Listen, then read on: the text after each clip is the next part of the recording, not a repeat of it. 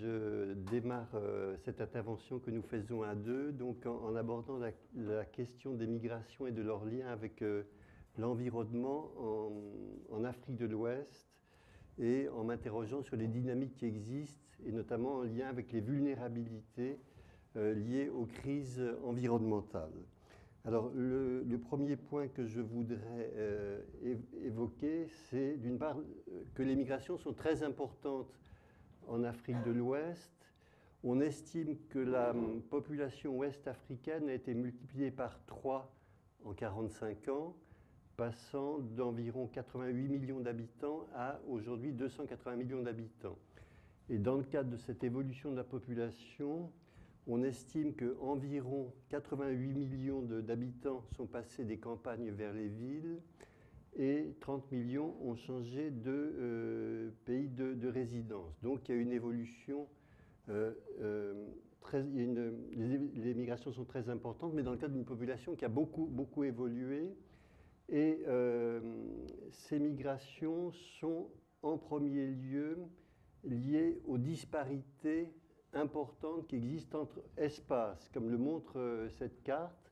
Vous avez donc des espaces qui sont très contrastés, avec une zone aride au nord qui est faiblement peuplée, qui ne regroupe actuellement plus que 5% de la population ouest-africaine, une zone sahélienne qui est la zone intermédiaire qui regroupe actuellement 20% de la population africaine, et cette zone sahélienne est située au Mali, au Burkina Faso et dans la partie méridionale du Niger. Cette zone était auparavant nettement plus peuplée. Et donc il y a une zone méridionale qui regroupe actuellement 75% de la population, qui est composée dans sa partie nord des zones de savane qu'on retrouve donc dans une partie du Burkina Faso, dans une partie du Mali, dans une partie du Sénégal, et puis des zones forestières qui ont connu une croissance extrêmement rapide de leur population depuis 40 ans. Donc voilà comment se caractérisent ces disparités. Alors ces disparités ont été aggravées par l'influence des politiques menées depuis l'époque coloniale et qui se sont poursuivies après les indépendances, notamment jusqu'au début des années 80. Ces politiques ont mis l'accent sur le développement des zones qui disposaient des plus fortes potentialités, notamment des zones méridionales qui étaient autrefois des zones couvertes par la forêt, notamment la Côte d'Ivoire, une large partie du Ghana. Et donc il y a eu organisation des migrations pour favoriser la mise en exploitation de ces zones qui autrefois étaient faiblement peuplées. Le sud-ouest de la Côte d'Ivoire avait des densités inférieures à quelquefois 5 habitants au kilomètre carré, alors qu'aujourd'hui les densités sont quelquefois de 40-50 habitants au kilomètre carré dans certaines zones. Donc il y a eu des évolutions considérables. Également dans les zones de savane, notamment du Mali, notamment de l'ouest du Burkina Faso, où il y a eu afflux de population des régions sahéliennes. Pour le cas du Burkina Faso, par exemple, du pays Mossi, pour, disons, pour le développement des exploitations cotonnières dans cette région, ainsi qu'au Mali pour les migrations qui concernent ce pays. Donc, ces migrations, disons, intra-régionales ont abouti à une nouvelle répartition de la population en Afrique de l'Ouest, qui est très différente aujourd'hui de celle qui existait au début des années 50 et qui fait que les États qui sont situés au sud, notamment la Côte d'Ivoire par exemple, est plus peuplée que ne l'était le Burkina Faso disons, autrefois. Alors, ces migrations ont été aggravées depuis 1970 dans un contexte de crise environnementale. Les crises environnementales sont devenues un facteur de développement des migrations, mais un facteur parmi d'autres. Alors, quand on parle de crise environnementale, il y a plusieurs composantes de ces crises. Première composante, c'est que, donc, après 1970, il y a eu plus de sécheresse et de famine que lors de la période précédente. Les régions sahéliennes sont des régions qui, historiquement, ont été confrontées à des épisodes de sécheresse et de famine extrêmement forts, notamment en 1914, en 1930, 1931. Mais après 1970, dans un contexte d'évolution du climat et il y a eu donc des sécheresses qui se sont amplifiées et qui ont été plus fréquentes, notamment en 1973, 1974 et en 1984-85. Et ces sécheresses ont entraîné des migrations massives de populations qui étaient situées dans les zones les plus affectées, qui étaient les zones septentrionales, les zones, disons, arides et les zones sahéliennes. Et ces migrations se sont dirigées en priorité vers les zones de savane qui étaient donc dotées de plus de potentialités, et puis aussi, pour le cas du Burkina Faso, par exemple, vers les zones forestières de Côte d'Ivoire, où la migration, disons, a alimenté l'expansion de ces zones. Également, il y a eu des migrations très importantes vers les villes. On estime que lors de la sécheresse de 84-85 au Niger, suite à cette sécheresse, la population de Niamey aurait augmenté de 30%. Donc, ce chiffre est indicatif de l'ampleur de ces mutations qui se sont produites. Donc, plus de sécheresse et des sécheresses plus rapprochées. Autre élément à quoi renvoie cette carte, c'est qu'il y a eu une évolution du climat. Alors, cette évolution du climat, comme le montre cette carte, s'est traduit par une baisse générale du niveau de la pluviométrie en Afrique de l'Ouest, baisse qui est particulièrement accentuée dans les zones méridionales où les niveaux de pluviométrie sont plus importants, mais aussi qui concernent les espaces qui sont plus au nord. Et donc, c'est un premier élément, avec une descente des isoyettes vers le sud.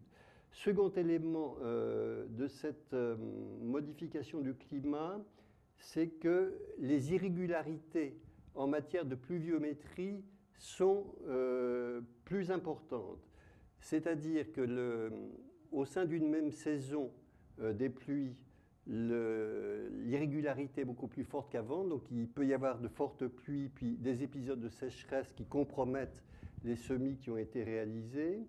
Et d'une année sur l'autre, il y a aussi de fortes variations donc, qui font que donc, les prévisions sont très incertaines. On estime que dans la zone agro-pastorale, qui est la zone la plus au nord de l'espace sahélien, que la pluviométrie peut varier de 30% d'une année sur l'autre. Donc c'est très important. Autre caractéristique de cette détérioration du climat, c'est le raccourcissement de la saison des pluies et donc le raccourcissement de la période de culture. Dans les zones sahéliennes, les activités agricoles sont des activités de culture pluviale liées donc à la durée de la saison des pluies. Et donc plus les pluies arrivent tardivement, donc il y a moins de temps pour l'organisation de ces activités, de même qu'il y a aussi d'importantes perturbations au niveau des pâturages.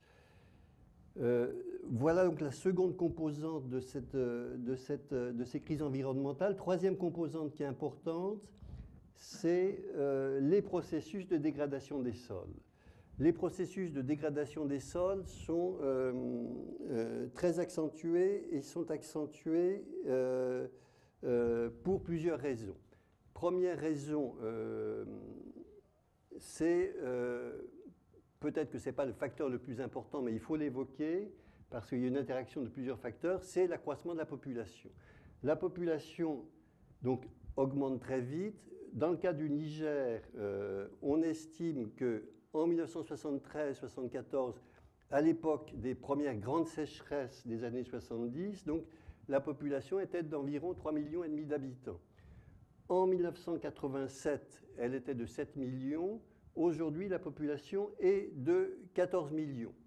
Donc cette évolution, ce quadruplement en un espace de temps limité, dans un contexte de faibles moyens des producteurs, a entraîné une extension très importante des superficies cultivées.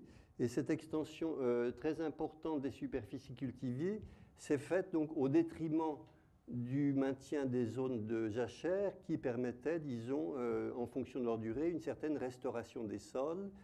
Cette extension s'est faite aussi à cause de la pauvreté des agriculteurs dans beaucoup de zones, dans le cadre d'une faible évolution des systèmes de production. Systèmes de production donc, qui sont calqués sur les évolutions du climat, qui sont peu consommateurs d'intrants et au sein desquels, disons, il y a une faible encore utilisation de la culture attelée. Donc, ça a été un des facteurs importants de la dégradation des sols. Autre facteur, c'est le faible soutien dont ont bénéficié les agricultures familiales. Ce soutien, disons, a diminué avec les politiques d'ajustement qui ont réduit les appuis à l'agriculture, notamment tout en ce qui concerne l'encadrement, bien qu'il y ait eu des efforts qui aient été faits en direction du développement des cultures de contre-saison. Donc, ces différents facteurs ont eu des conséquences importantes, et notamment ces différentes composantes des crises environnementales. Alors, les principales conséquences de ces crises, et des recompositions qu'elles ont induites au niveau économique et social, ont été l'aggravation de l'insécurité alimentaire. Beaucoup de travaux effectués sur le Sahel, qu'il s'agisse du Burkina Faso, qu'il s'agisse du Niger, qu'il s'agisse du Sénégal, qu'il s'agisse de certaines régions du Mali, du moins pour les espaces sahéliens, ce n'est pas la même chose pour les espaces de savane, font remarquer que donc les récoltes ne permettent plus de nourrir que pendant une partie de l'année une proportion croissante des populations. Nos collègues du groupe AMA qui sont partis donc à Ombori cette année, lors des entretiens qu'ils ont réalisés, leurs interlocuteurs leur ont dit qu'à Ombori, par exemple, les récoltes ne permettaient d'assurer la subsistance de la population que 6 mois pendant l'année. Ce constat, on le retrouve dans les zones sahéliennes du Burkina Faso, on le retrouve aussi dans une partie du Sénégal. Qu'est-ce que cela veut dire? Ça veut dire que la survie des ménages dépend de façon croissante d'activités extra-agricoles et d'achat de vivres sur les marchés. Donc c'est un élément qui est très important. Ça veut dire qu'il y a des systèmes d'activité qui évoluent. Les femmes font du petit commerce, font la transformation des produits agricoles. Beaucoup d'agriculteurs s'emploient, du moins les plus fragiles, comme salariés ailleurs. Et la part des migrations aussi augmente dans la création de revenus pour permettre d'acheter des vivres. Alors cette question de l'accessibilité aux vivres sur les marchés et des revenus est cruciale dans le cas du Niger, la crise alimentaire de 2005 a été extrêmement sévère parce que une grande partie des populations rurales avaient des revenus qui ne leur permettaient pas, disons, d'acheter des vies dans un contexte de désorganisation des marchés vivriers au niveau sous-régional. Et donc, les groupes qui sont les plus pauvres, disons, sont les plus affectés. Alors, qui sont les plus vulnérables? Ce sont ceux qui disposent des plus faibles capacités de production en termes de terre, dans des contextes où il y a des disparités de plus en plus fortes concernant l'appropriation de la terre, du fait des différenciations sociales qui existent au sein des sociétés. Par exemple, dans les espaces, dans la région de Maradi au Niger, on observe dans une région donc, où les commerçants ont un pouvoir important et beaucoup de grands commerçants, en même temps, sont des propriétaires fonciers importants et le petit paysanat, disons, se trouve disons, exclu en partie de la propriété foncière. Autre élément de différenciation, c'est que les espaces pastoraux se réduisent dans le cadre d'une concurrence qui s'exacerbe entre agriculture et élevage. Il y a eu, dans certaines zones, remontée des cultures vers le nord au détriment des zones pastorales. Autre élément de différenciation, c'est la possession du cheptel. Dans un contexte d'insécurité, les exploitations agricoles ont évolué et tant du côté des éleveurs que du côté des agriculteurs, il y a, disons, on a tendance à évoluer vers l'agropastoralisme. Mais la disponibilité du cheptel n'est pas la même selon les catégories d'exploitation. Enfin, dernier facteur de vulnérabilité, c'est la main-d'œuvre. Les exploitations les plus démunies sont celles aussi qui disposent du plus faible niveau de main-d'œuvre parce que la main-d'œuvre joue un rôle important dans des agricultures qui restent encore manuelles pour, disons, la valorisation des ressources. Et donc beaucoup d'exploitations se retrouvent en situation de vulnérabilité avec moins de ressources et aussi donc des problèmes pour se procurer des vivres. Et dans ce contexte, l'émigration se développe. Alors l'émigration, dans des contextes sahéliens en crise, en partie à cause de questions environnementales, donc prennent de l'importance.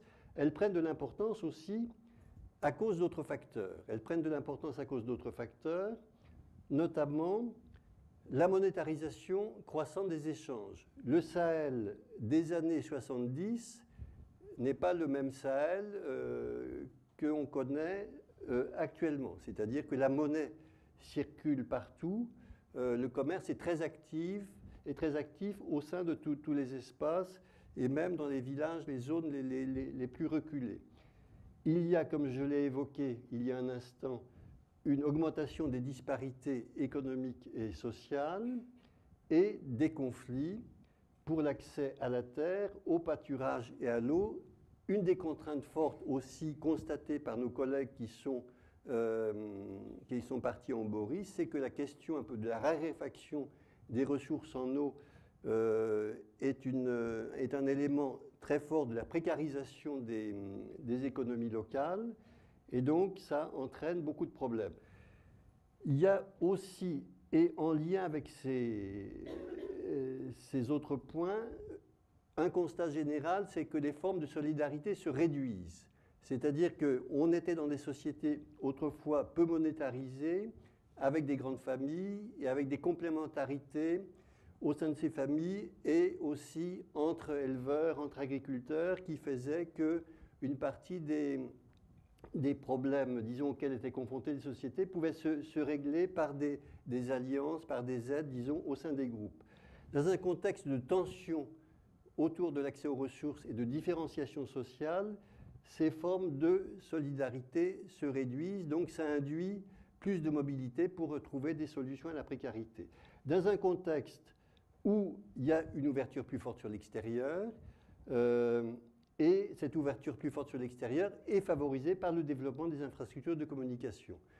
un des grands problèmes qui a été constaté lors des sécheresses de 73-74, moins en 84-85 parce qu'il y avait des systèmes d'alerte qui avaient été mis en place suite à ces premières sécheresses, c'est qu'il y a eu développement des infrastructures de communication. Alors que en 73-74, les secours avaient de la peine à cheminer parce que les zones, disons, les plus touchées étaient des zones très enclavées. Et donc, depuis, donc, les communications et les infrastructures se sont développées.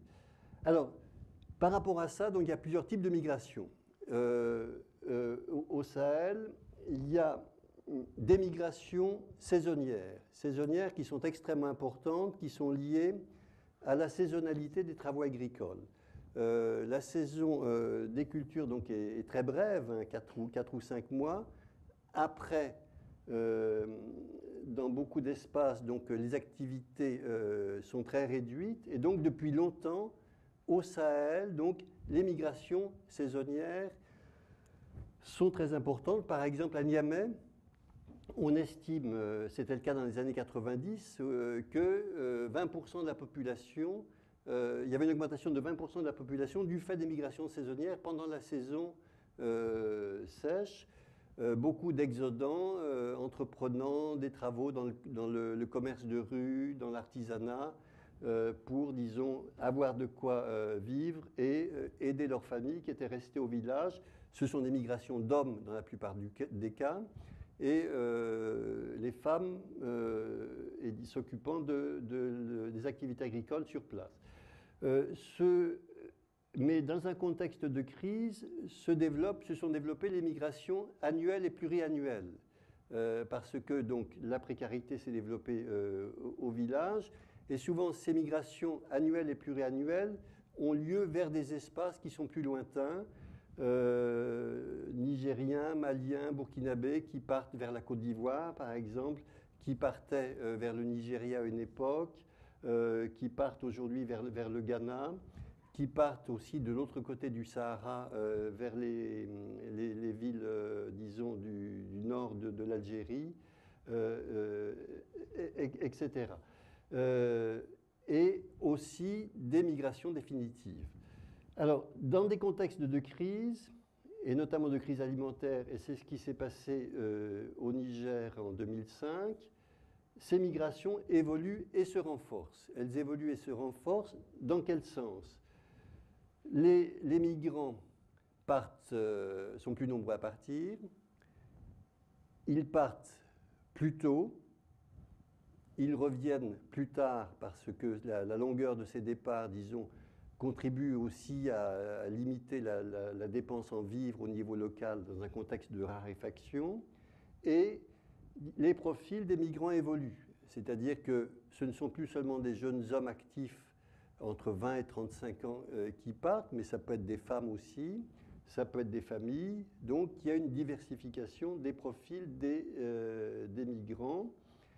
Et en même temps, disons, les apports, disons, se font plus réguliers à cause des demandes pressantes de la part des familles restées sur place. Ces migrations au Sahel sont entretenues par des dynamiques importantes des systèmes migratoires. C'est-à-dire qu'il y a de fortes relations entre espaces d'émigration et espaces d'immigration, et des réseaux très puissants, qui sont des réseaux de différents types, des réseaux lignagés, villageois, des réseaux qui, comme l'ont montré certaines études au Sénégal, sont dirigés par des marabouts, les confréries religieuses sont très puissantes au Sénégal. Et donc, ces réseaux, disons, contribuent, disons, à la circulation, au logement des migrants dans les villes de passage, finalement, et à l'insertion professionnelle dans les pays d'arrivée. Soit insertion professionnelle dans les espaces ruraux, d'économie de plantation, par exemple, soit insertion professionnelle dans les villes. On constate en Afrique de l'Ouest que dans beaucoup de villes, certaines professions sont monopolisée par certaines catégories de migrants. La profession de boucher de rue, qui est une profession qui est très répandue un peu partout en Afrique de l'Ouest, disons, et une spécialité nigérienne, une spécialité Haoussa, puisque au Niger, cette activité, disons, est très développée. Il y a beaucoup de colporteurs sénégalais. Il y a beaucoup de coiffeurs ghanéens, etc., etc. Donc, joue un rôle actif dans ces... Ah, c'est bon? Oui. Joue un rôle actif dans ces dynamiques migratoires, les projets d'autonomisation aussi des migrants. C'est que la migration est pour beaucoup de jeunes migrants un moyen de s'affirmer par rapport, disons, au milieu local. C'est l'occasion d'accumuler un capital pour, disons, développer une entreprise au pays, pour pouvoir se marier. Donc, il y a, de la part de beaucoup de jeunes, disons, un souhait de partir parce que c'est l'occasion donc de se construire. C'est l'occasion de se construire. Et ces facteurs et ces dynamiques migratoires ont joué important dans le cadre de la recomposition des espaces migratoires. Il y a eu, par rapport à la situation qui prévalait dans les années 70 et 80, une évolution des espaces migratoires.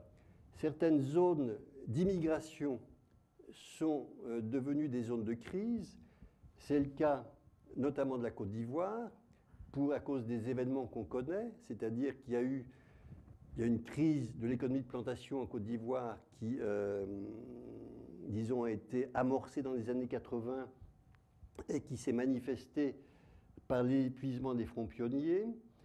Elle s'est accompagnée d'une baisse des revenus du cacao et du café et de très fortes tensions foncières. Et cette très forte tension foncière ont précarisé les Burkinabés qui sont très très nombreux dans les zones de plantation en Côte d'Ivoire. Et c'est la raison pour laquelle beaucoup d'entre eux sont repartis au Burkina Faso pour, disons, se réinstaller, soit dans les zones cotonnières, soit quelquefois dans les villes. Mais ce qu'on observe, c'est que beaucoup de ces migrants qui sont retournés chez eux ont très souvent gardé des liens avec les zones d'immigration dans un contexte de difficulté du retour, c'est-à-dire quand on a migré dans un pays et qu'on a sa famille qui est installée depuis 30 ou 40 ans, le retour est difficile, on est quelquefois perçu comme un étranger chez soi, finalement quelqu'un qui a, disons, est acculturé. Et donc c'est un problème. Au Burkina Faso, les possibilités de réinsertion sont difficiles. Donc ce qu'on constate, c'est que dans un contexte d'incertitude, finalement, les migrants ont tendance à, disons, articuler leurs activités en plusieurs points de l'espace. C'est-à-dire qu'un Burkinabé, par exemple, peut garder une exploitation en zone forestière dans le sud-ouest de la Côte d'Ivoire, avoir une exploitation en zone cotonnière dans la savane au Burkina Faso, et aussi garder des liens avec sa famille dans le plateau central, en pays, mais aussi dans une zone sahélienne. Et donc il y a circulation de flux, circulation de main-d'œuvre entre ces différentes zones en fonction des opportunités de développement des entreprises des migrants. Donc il y a évolution des migrations et les dynamiques des migratoires contribuent à ces évolutions. Et les transferts effectués par les migrants ont un impact important sur la reproduction des unités de production et la subsistance dans les situations de crise. Ces transferts, disons, contribuent à la reproduction et à la subsistance dans un contexte, d'extension du rôle joué par les nouvelles technologies de la communication. C'est une certaine révolution en Afrique, c'est-à-dire que le téléphone portable a connu une diffusion considérable qui fait que quelqu'un qui est à Abidjan, qui est au Ghana, peut téléphoner dans un village nigérien et donc avoir des informations sur la situation alimentaire, avoir des besoins sur les besoins d'aide de la famille. Inversement, la pression sur les migrants qui sont installés à l'extérieur s'accroît, puisque comme il y a le téléphone portable dans les villages, on téléphone facilement pour demander de l'aide. Les cybercafés, on en trouve beaucoup dans les villes moyennes ou les villes les plus importantes. Et donc, ça accroît, disons, les relations entre espace d'émigration et espace d'immigration, et ça accroît l'importance des flux et des sommes transférées. Pour une famille du Sahel, avoir un migrant en Côte d'Ivoire, un migrant au Ghana, et encore mieux, un migrant au Moyen-Orient ou aux États-Unis, c'est un gage de crédibilité auprès du commerçant. C'est-à-dire que le commerçant va accorder des crédits, va faire crédit à la famille pour qu'elle se nourrisse, c'est parce qu'elle sait que du fait de cette présence d'un migrant, le commerçant sera payé de toute façon. Et donc, cela joue beaucoup dans la lutte contre la précarité alimentaire. Dans le numéro récent qui vient de paraître sur la crise alimentaire au Niger dans l'Afrique contemporaine, dans l'article d'introduction, l'auteur de cet article fait remarquer que suite à cette crise, c'est moins les secours qui sont venus de l'extérieur qui ont réduit, disons, la précarité au niveau local que les secours publics, que l'argent transmis par les migrants. Donc c'est un élément extrêmement important. Et donc à court terme dans les contextes de crise, donc la migration a un rôle extrêmement important dans la subsistance. À moyen terme, si on considère un peu la question du développement des zones sahéliennes et des zones les plus fragilisées, la question, disons, de l'impact d'immigration est plus discutable, et il est difficile de se prononcer.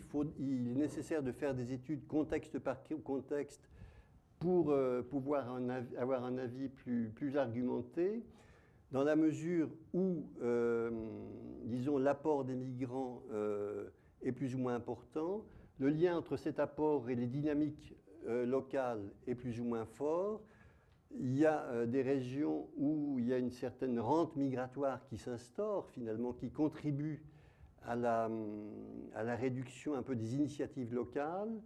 Il y a des régions aussi, du fait du départ de la majorité des hommes actifs, bon, les possibilités de mise en valeur de l'espace sont plus réduites, donc il y a une déprise sur le plan agricole qui s'instaure. Par contre aussi, ce qu'on constate dans certaines zones, c'est que du fait de l'argent envoyé par les migrants, il y a plus de petits projets de développement au niveau local, il y a plus de circulation monétaire, donc plus d'activité. Donc d'une région à l'autre, il est difficile de se prononcer. Voilà, je termine sur cette observation. Je pense qu'on y reviendra lors des échanges, et je laisse la parole à Olivier. Je prends la suite d'Alain pour vous présenter un exposé très complémentaire du précédent, mais qui porte sur un type de flux migratoire en particulier, peut-être un des plus récents sur ces questions-là, celle des migrations au Sahara, des migrations entre les deux rives du Sahara. Placer une carte de suite sera plus simple. Hein. Et une question qui relève à la fois des migrations africaines, mais qui a beaucoup été saisie à travers une dimension migration en Europe aussi. Et c'est un peu à l'articulation entre ces deux questions. S'il y a des migrations au Sahara, ces migrations de migrants africains à travers le Sahara amènent de plus en plus de migrants en Europe. La question s'est posée du point de vue européen sous un angle politique. d'où le titre d'ensemble. Est-ce que c'est une question politique? Et ce qui est intéressant, c'est de voir que durant ces dernières années, mais quand je dis dernières années, je parle des 3-4 dernières années, la question environnementale a pris une place croissante dans le propos. Alors bon, je sais où je suis, Observatoire Midi-Pyrénées, je ne vais pas vous mentir sur la marchandise, moi les questions environnementales, je ne les connais pas vraiment tout à fait dans le détail. En revanche, il y a un discours sur l'environnement qui est extrêmement important et qui est un discours qui soit est complémentaire, soit entre en contradiction avec le discours politique. Et ce discours amène à toute une série d'actes et nous permet de reposer cette question des migrations transsahariennes au regard d'un contexte global qui, lui, est politique, économique, social et aussi environnemental. Alors, pour resituer la question rapidement, on dirait pourquoi des migrants au Sahara? Alors, vous voyez ici sur cette carte, là, c'est le petit appareil qui va me permettre de... C'est ça? Comment ça marche?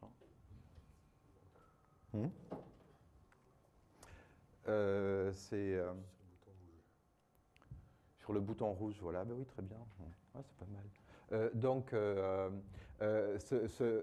Ici est figuré le Sahara au sens large. Ces limites climatiques, d'ailleurs, ne sont pas indiquées aussi. En grisé, vous avez...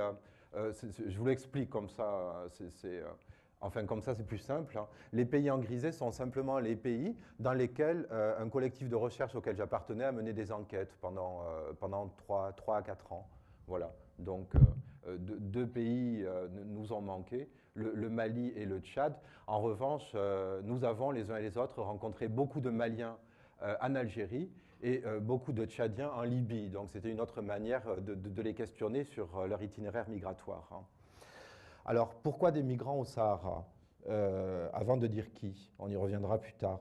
Pourquoi des migrants au Sahara? C'est vraiment un écho avec ce que disait Alain précédemment dans ce cadre des migrations ouest-africaines. En fait, durant les années 90, on a constaté qu'il y avait de plus en plus de migrants originaires d'Afrique subsaharienne, présents au Sahara et en route vers l'Afrique du Nord, vers les rivages de la Méditerranée et parfois aussi l'Europe. On y reviendra. Alors, 3 raisons, très rapidement, 3 raisons pour expliquer ceci. La première qui a été évoquée, c'est l'exacerbation des déséquilibres régionaux qui a entraîné de fortes turbulences politiques, des tensions, des guerres, un peu partout en Afrique. Et c'est vrai qu'un des plus récents, un des plus médiatisés en Afrique de l'Ouest a été le conflit de Côte d'Ivoire. Il y a aussi d'autres conflits, le Darfour, très médiatisé aussi, mais qui concerne plus...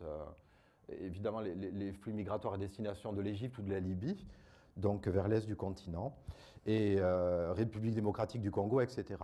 Deuxième point, des raisons économiques aussi. Et les raisons économiques, c'est que les populations du continent africain ont subi de plein fouet les ajustements structurels et la dévaluation du franc CFA. Ça a vraiment été un tournant majeur qui a complètement perturbé justement ces circulations migratoires dans le contexte ouest-africain. Et un troisième élément, qui est la conséquence des 2 précédents, c'est que des nouvelles configurations migratoires se sont aussi dessinées en réponse à la constitution de l'espace Schengen en Europe. L'Europe est à la fois un peu loin de cette région ouest-africaine, ou alors de l'ensemble de l'Afrique subsaharienne. En même temps, on sait que c'est une destination importante. L'Europe s'est structurée autour de cette généralisation du régime des visas dans l'espace Schengen. Et les frontières de l'Europe se sont durcies. Les frontières se durcissant, on a de plus en plus parlé de la forteresse Europe. Comment arriver dans la forteresse Europe? En utilisant, je parle du point de vue du migrant, pour une fois j'ai employé le singulier, c'est toujours difficile sur ces questions-là, en empruntant une route ou l'autre. Vous voyez que les routes ne manquent pas. Certains en pointillés, peu empruntés ou récentes, d'autres en très continus qui étaient empruntés par un nombre de migrants, des flux de migrants plus massifs. Voilà. Donc, voilà le contexte de ces différentes raisons qui font qu'on a constaté la présence croissante de migrants au Sahara. Ça nous a amené, nous, à améliorer nos connaissances géographiques de tous les petits morceaux d'Europe qui étaient proches des côtes du continent africain, si on peut dire. Parce qu'à travers les médias, on a souvent entendu parler des îles Canaries, en face du Sahara occidental, à courte distance, entre guillemets, de Nouadhibou, hein, ville mauritanienne où arrivait un nombre très important de migrants d'Afrique subsaharienne, voire de Saint-Louis du Sénégal, c'est-à-dire c'était les trois lieux de départ de barques à destination des îles Canaries, accroissant avec la distance à chaque fois un peu plus la dangerosité. Hein. Quand on prend la mesure de ces distances, hein, on voit mieux de quoi il peut s'agir. Ceuta et Melilla, avec des émeutes en 2005, des Africains installés qui, après avoir passé la frontière algérienne, s'étaient installés derrière les deux enclaves espagnoles situées au nord du Maroc, essayant elles aussi d'accéder à un de ces confettis d'Europe, des côtes africaines. Et ça avait amené à ce qu'on avait appelé, enfin qui avait été qualifié par les médias de prise d'assaut de ces deux enclaves, qui n'avaient pas eu d'autres conséquences que d'entraîner un renforcement des flux, la mise en place d'un appareillage sophistiqué de contrôle et le déplacement de ces migrants vers d'autres destinations, parce qu'il ne faut pas imaginer que tous les fronts sont ouverts simultanément. Je parle de différentes dates. Hein. Îles Canaries, c'est depuis 2006-2007. Ceuta, Melilla, le pic, c'était entre 2000 et 2005. Et à peu près au même moment, on avait un autre front migratoire autour de l'île de Lampedusa, dans le sud de l'Italie, où arrivent encore régulièrement des migrants depuis la Libye et la Tunisie. Alors, ils n'arrivent pas tout le temps, ça dépend évidemment du temps. Hein. Il y en a moins en hiver qu'en été, c'est normal aussi. Et il en passe plus quand Kadhafi a été contrarié par un dirigeant européen, en parlant des départs depuis la Libye. Donc, on n'est pas tout à fait dans des corrélations avec les questions environnementales ou climatiques en particulier, mais dans des relations de voisinage plus ou moins tendues entre les différents dirigeants politiques de la région. Ceci m'a amené, et je vais progressivement venir à l'environnement, ne vous inquiétez pas, ceci m'a amené à m'intéresser à deux discours majeurs. Vous aurez compris que lorsqu'on parle de ces questions-là, le discours le plus important, c'est le discours qui a trait à la dimension politique de ces flux migratoires. Hein. Toujours du point de vue européen, hein, je me situe. Il y a aussi beaucoup d'autres questions que je n'ai pas trop le temps d'évoquer ici, si ce n'est à la fin de l'exposé.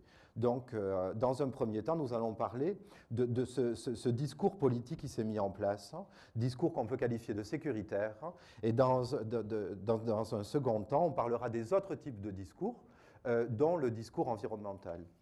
Alors, à propos de ce discours politique, que je prends le risque, enfin risque mesuré d'ailleurs, d'appeler un discours sécuritaire, qui tourne autour de la question du spectre de l'invasion. Alors, dit comme ça paraît un peu fort, hein, peut-être un peu provocateur.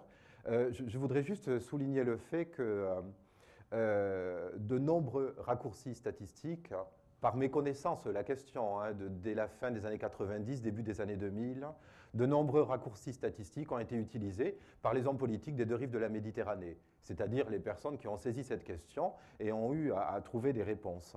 Alors, j'en citerai qu'un, parce que c'est sans doute un des plus cocasses.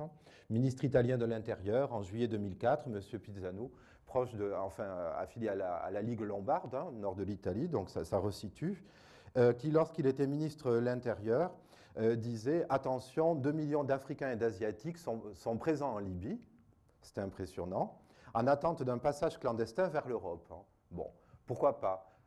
Quand on entend ces chiffres-là, à la fois c'est quand même impressionnant, 2 millions de personnes, et pas tout à fait crédible, parce qu'en Libye, il y a 5 millions d'habitants. Donc, s'il y avait eu 2 millions d'immigrés en Libye, on l'aurait su. Il y en a beaucoup, mais ils sont assez rarement africains au sens où lui l'entend, c'est-à-dire d'Afrique subsaharienne, ou asiatiques, qui sont plus banalement originaires de pays voisins comme l'Algérie, la Tunisie, l'Égypte, hein, et parfois aussi d'Afrique subsaharienne. Donc ce chiffre pouvait être démonté de suite, mais il pouvait être démonté y compris par les statistiques de la douane italienne, qui, elle, comptait les arrivées de migrants par barque sur l'île de Lampedusa. Parce qu'il est difficile de passer à travers les mailles du filet. Et donc, tous les migrants arrivés étaient installés dans un de ces camps de rétention, ces points rouges là, dont je vous parle juste après. Et donc, on pouvait les compter, on voyait qu'il en arrive à peu près 10 000 par an. Bon, s'il en arrive 10 000 par an et qu'il y en a 2 millions qui sont en attente d'arriver, je vous laisse faire le compte, c'est à peu près 2 siècles. Hein. Bon, avant qu'ils aient tous traversé la Méditerranée. En revanche, je ne tiens pas à nier les faits, je tiens à les pondérer. Hein, bon. Et donc, en pondérant les faits, ben, ça amène aussi à voir que des réponses ont été apportées par les hommes politiques dans le cadre de l'Europe communautaire, et cette question migratoire a vraiment été une question qui a été saisie à l'échelle communautaire aussi. Et une des réponses mises en place dans l'urgence est celle de ces centres de rétention d'étrangers. Vous voyez que ces centres, on en trouve en Europe. Selon le dernier comptage, il y en aurait 224. Et ils peuvent accueillir jusqu'à 30 000 personnes, parce que c'est une industrie assez florissante. Et ce qui est intéressant, c'est de voir que l'argumentaire justement de ce péril migratoire aux portes de l'Europe, avec des 2 millions par-ci, des 60 millions par-là, j'y viens juste après, il était nécessaire de contrôler toujours les routes un peu plus en amont. Et en contrôlant les routes un peu plus en amont, ben, l'Europe, avec tout son poids, l'Europe communautaire avec tout son poids, a traité avec les pays dits à risque migratoire en tant que pays d'émigration ou pays de transit. Et donc, vous voyez qu'en face de Lampedusa, le long des côtes tunisiennes et des côtes libyennes, les centres de rétention ont rapidement fleuri. Et il en va de même, là c'est assez intéressant avec ces points noirs, le long de la seule route que peuvent emprunter les migrants subsahariens qui, de Tamanrasset, remontent ensuite le long de la frontière, route asphaltée, pas de secret là-dessus, jusqu'à traverser par la seule route vraiment ouverte entre le Maroc et l'Algérie au nord, c'est-à-dire derrière les enclaves espagnoles. Donc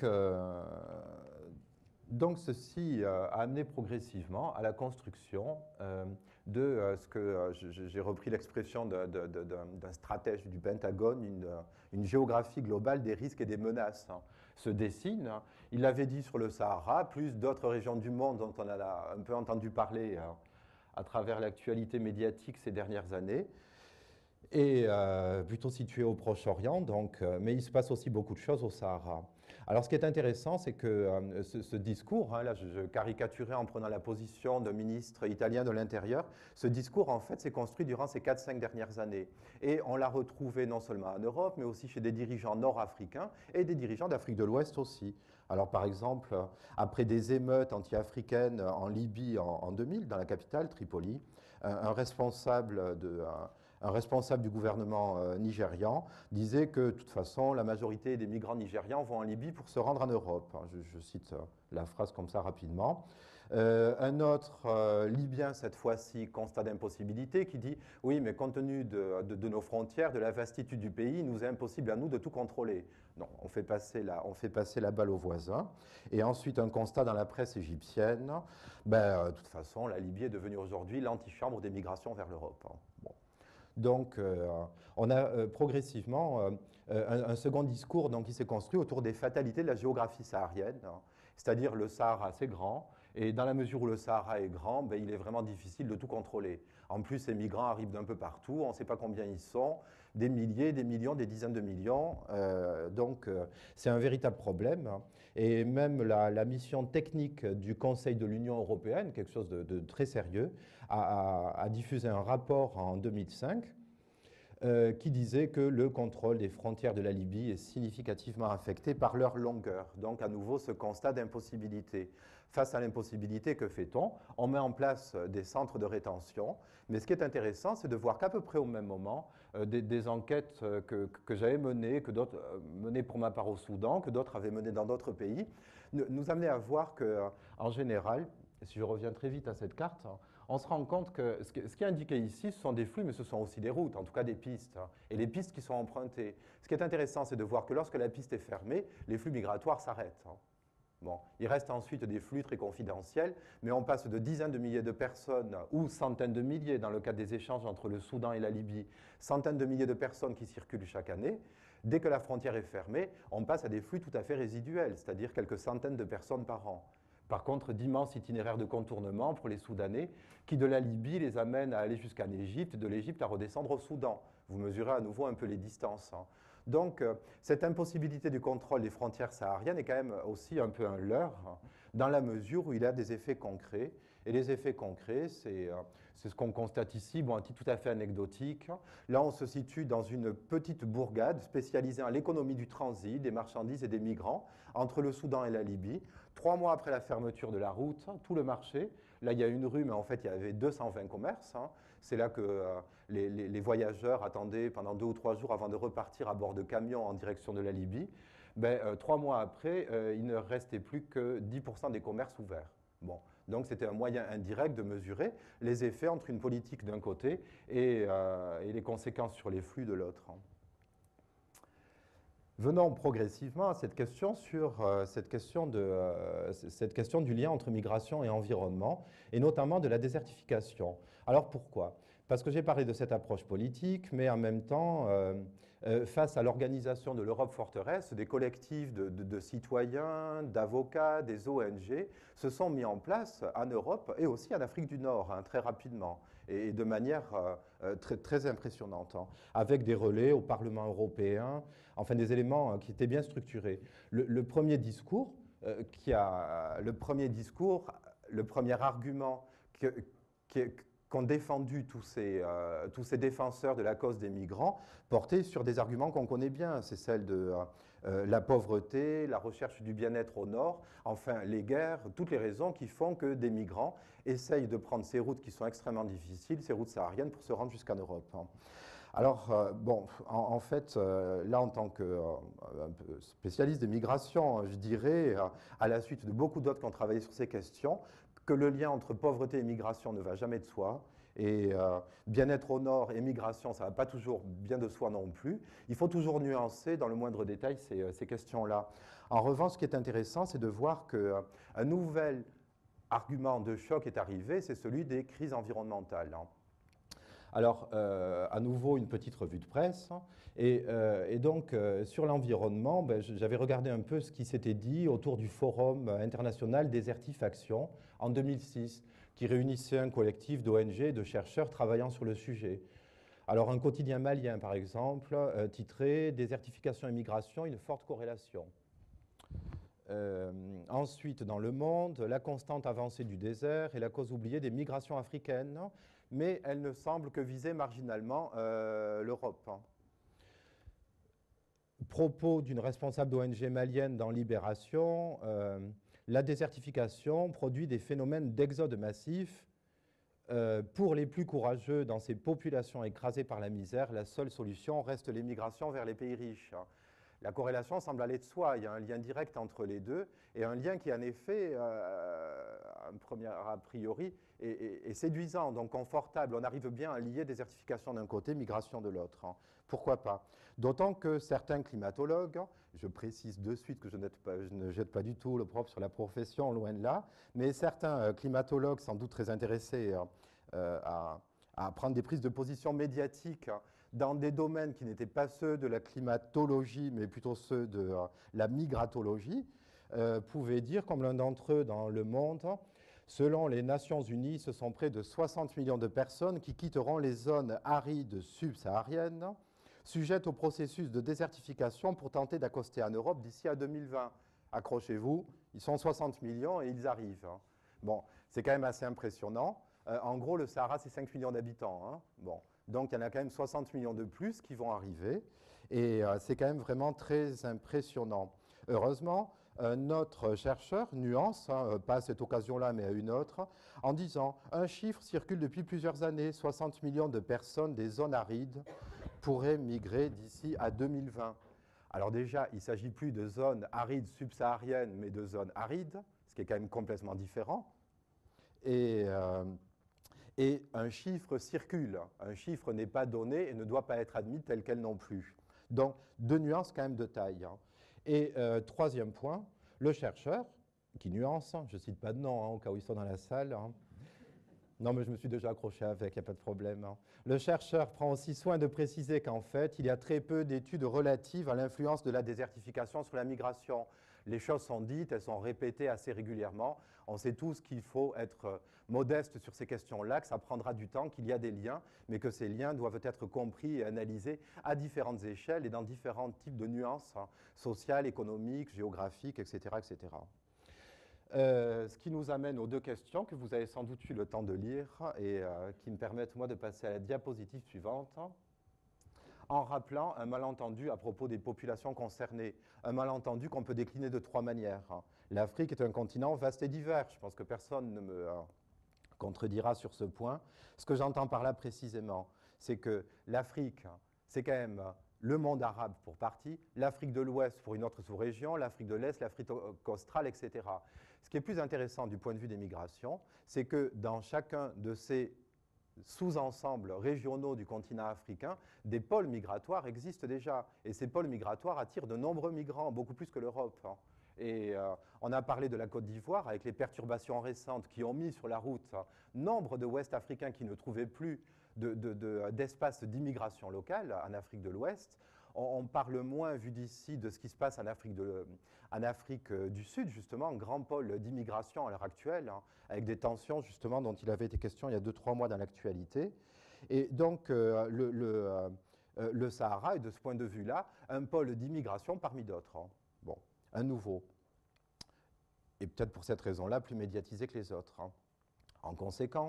Par conséquent, l'Afrique est la première destination des migrants africains bien avant l'Europe.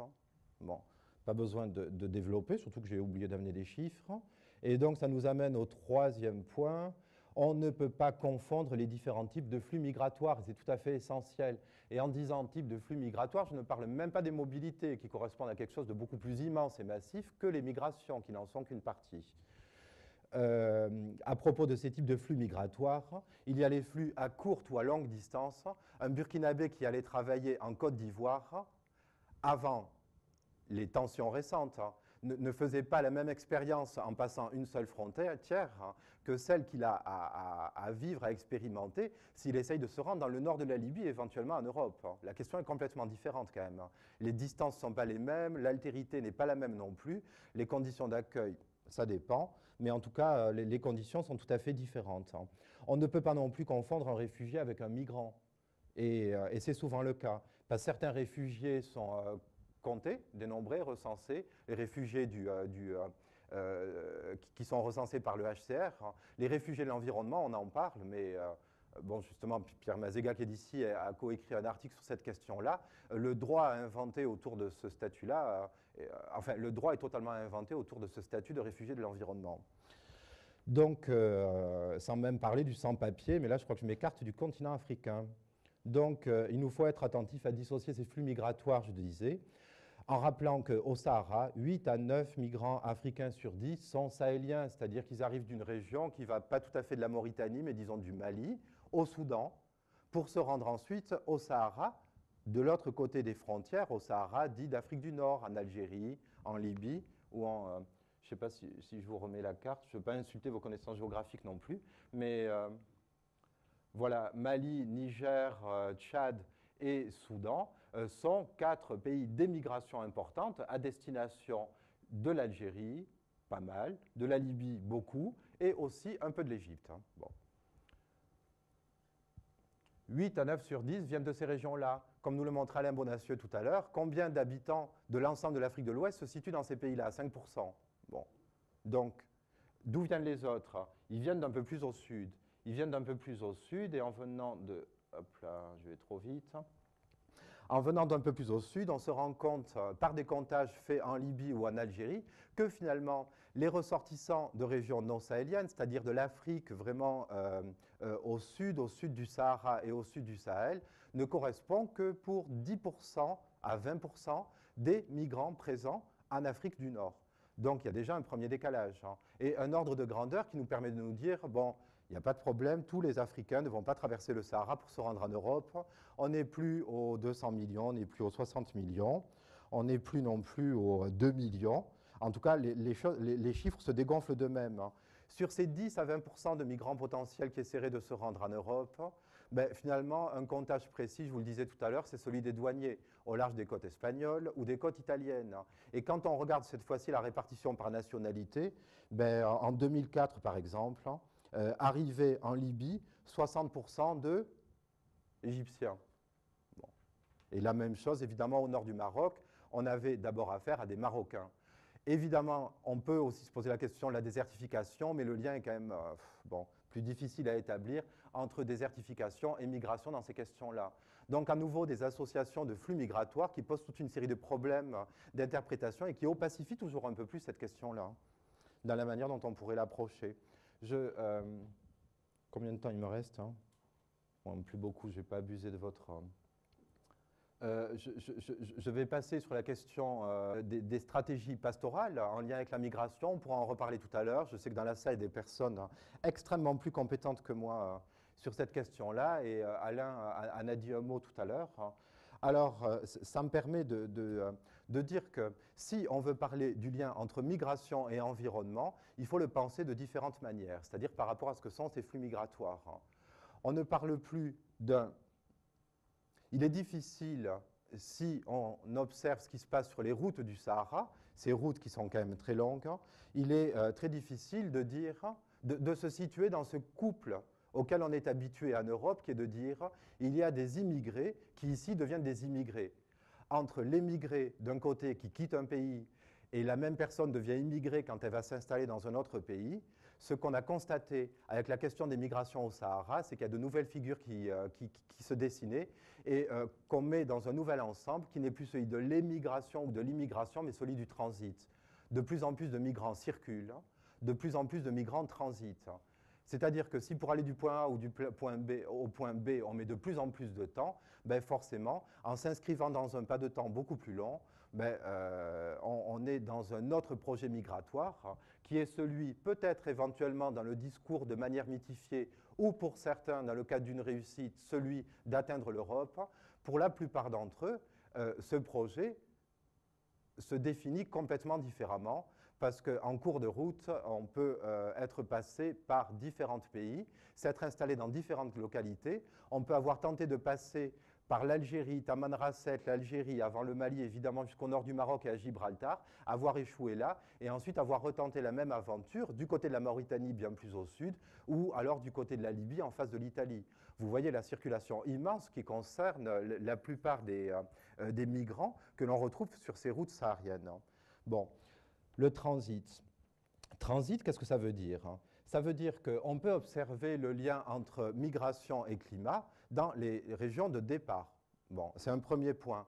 Mais il n'est peut-être pas intéressant de se poser aussi la question du lien entre migration et environnement au Sahara, dans la mesure où les migrants passants, les migrants transitant pour des durées de plus en plus longues, ils transforment aussi les espaces dans lesquels ils s'installent. Si plusieurs milliers, dizaines de milliers, centaines de milliers par endroit de migrants sont installés pour une durée de quelques mois ou de quelques années, forcément, ils vont transformer les villes. Les villes ont d'abord connu des booms démographiques assez impressionnants au Sahara. Des villes comme Tamanrasset, des villes comme Sebha dans le sud de la Libye, sont des bourgades qui sont très méconnues, certes, mais sont des bourgades qui, en l'espace d'une dizaine d'années, ont doublé leur population. Alors, comme ça, ce n'est pas grand-chose. On pourrait parler d'agglomérations qui comptent 200 000 habitants, mais passer de 100 à 200 000 en l'espace d'une dizaine d'années, c'est quand même quelque chose de tout à fait impressionnant. Et donc, je ne veux pas nier les problèmes environnementaux sur cette question. Les problèmes environnementaux sont multiples. L'un d'eux, c'est l'étalement urbain dans les sites à risque d'inondation, de crues, avec les oueds. Je pense à la situation de Tamanrasset, des oueds qui sont en général à sec, où se sont installés les migrants subsahariens, mais des espaces extrêmement exposés aussi, espaces à risque. Dégradation du couvert végétal périurbain aussi, avec une demande croissante en combustible. Croissance des troupeaux aussi dans les régions sahariennes. On ne fait pas pousser la végétation comme ça, la végétation ne pousse pas naturellement. Donc c'est quand même une question qui se pose. Et si des migrants circulent, ils circulent à bord de camions. Et la multiplication des espaces du transport est tout à fait impressionnante. Et après, les espaces du transport, ça sous-entend la maintenance liée au transport. Donc les grandes surfaces polluées par l'huile de vidange tout autour de ces villes du Sahara est devenue tout à fait colossale. Et c'est des questions sur lesquelles on sait peu de choses, si ce n'est qu'il y a notamment des nappes phréatiques juste en dessous. Mais il y a aussi des effets positifs, et pourquoi ne pas en parler entre migration et environnement. Donc, ces effets positifs sont de plusieurs types. Et j'en citerai pas beaucoup parce que je ne veux pas abuser non plus de votre temps, mais en un mot, au Sahara maghrébin, à nouveau, en Algérie, en Libye, un peu en Égypte, le Sahara est devenu un Sahara des villes, c'est-à-dire qu'on imagine souvent encore beaucoup de jardiniers, des oasis. Les statistiques démentent complètement cette image. La plupart des habitants du Sahara, aujourd'hui, vivent dans des villes. Selon les régions de ce vaste désert, les chiffres nous montrent qu'on peut avoir de 60 à 90% de citadins aujourd'hui. Quel a été l'effet retour? Les citadins se sont désinvestis de l'agriculture. Les oasis, c'est quand même un travail du quotidien, un travail extrêmement fastidieux, et donc la déprise agricole entraînait aussi une déprise environnementale extrêmement importante. Et il se trouve qu'en Libye, justement, où l'eau avait fourni les moyens de forage sur les nappes fossiles, ou avait fourni les moyens d'infrastructure qui permettaient de faire circuler les marchandises, et notamment les produits agricoles. Là, c'est un marché au fin fond de la Libye. Et dans des pays où les infrastructures ont été mises en place, la seule chose qui manquait, c'était de la main-d'œuvre.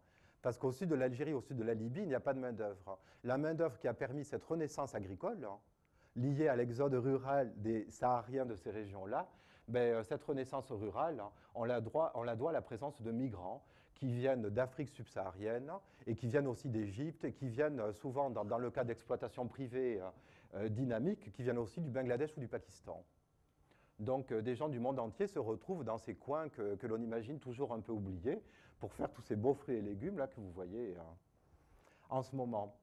On peut parler aussi, on n'est plus tout à fait dans l'environnement, on peut parler de durabilité. Si des personnes s'installent dans des villes au Sahara, si des migrants s'y installent et participent à l'économie locale, répondent à une pénurie de main-d'œuvre, en même temps, de vraies activités liées autour de la circulation se sont mises en place.